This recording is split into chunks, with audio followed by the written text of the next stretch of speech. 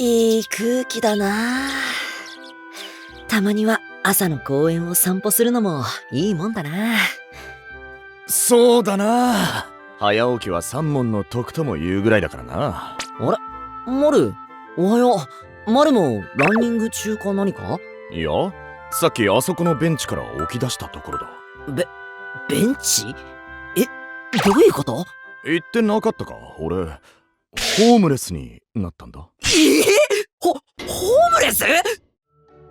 陰キャ男子の兄とドライな妹。義妹生活。ホームレス？なんで？まあ落ち着け。ホームレスって言っても一時的なものだ。実は今我が家が改装中でな、寝泊まりする場所がないんだ。いや、それならホテルとか親戚の家を利用すればいいんじゃ。親はそうしてる。でも俺は生活力を鍛えたかったんだ。急に異世界に召喚された時、生活力がないと困るだろ。そうかな。いや、確かにそうかも。浅村も鍛えておいた方がいいぞ。どれ、俺がホームレスの生き方を伝授してやろう。公園の利点はやはり蛇口をひねれば水が出てくるとこだ。水を飲めば腹は膨れる。水分補給もできる。公共の水道はやっぱり最強だな。いやでも水だけだと数日しか持たないって聞いたことあるけど。何を言う。かつて日本兵はジャングルの中水だけで生き抜いたんだぞ。比較対象おかしいよね絶対。水道のみならず公園は水が豊富だ。一日の赤を落とす噴水まで用意されてる。嫌な予感。なんだその顔は。よし、ひとっ風呂浴びるとするか。いや誰かに見られたら捕まるよねそれ。異世界で生きられないタイプだなお前は。俺は行く。だから待てって、通報されるから。ああもう。さて、風呂にも入ったことだし今日の労働を始めようか。まずは空き缶拾いだ。集めて売るんだっけ？町の美化にもつながるいいことなんだよね。ただしスチール缶は安い。あんまり集めなくていいぞ。そうなんだ。それとたくさん拾いすぎるな。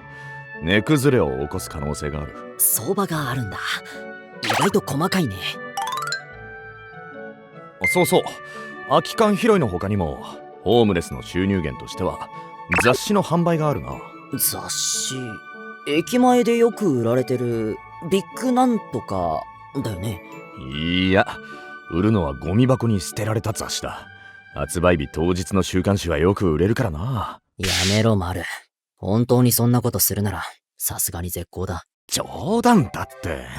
そういうことをするホームレスもいるってだけの話だ。それと拾い物の話のついでに言っておくと、医療品には手を出さない方がいい。へえ、なんで？医薬品医療機器等法違反で御用になる。妙なところできっちりしてるんだね。今度は山の中か。こんなところで何するの？捕まえた。見ろ浅村、この昆虫は貴重なタンパク質なんだ。無理。俺旅行先で出たイナゴの佃煮も食べられなかったのに。群馬県と長野県の皆さんに謝れ。うまいだろイナゴ。ホームレスってやっぱり大変なんだね、生活するの。その通り。自宅という拠点に頼らないからこそずぶとい生活力が求められるんだ。ここで経験したことはきっと異世界転生した時に役立つだろう。そもそもそんな機会訪れなくっていいよ。とにかく今日はもう疲れた。なら早めに休むか。公園で寝ることを経験するのもいい勉強になるぞ。はいわかったよ。それじゃあ俺向こうのベンチで寝るから。おやすみ。ちょっと待った。そこのベンチは。よいしょっと。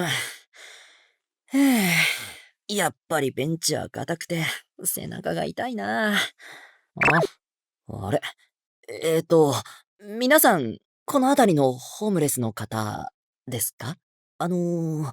俺に何か用。うわー！寝床の縄張りは決まっていてな。破ると恐ろしい制裁があるんだ。それを先に言え！チャンネル登録、Twitter のフォローをよろしくね。小説版義妹生活発売中です。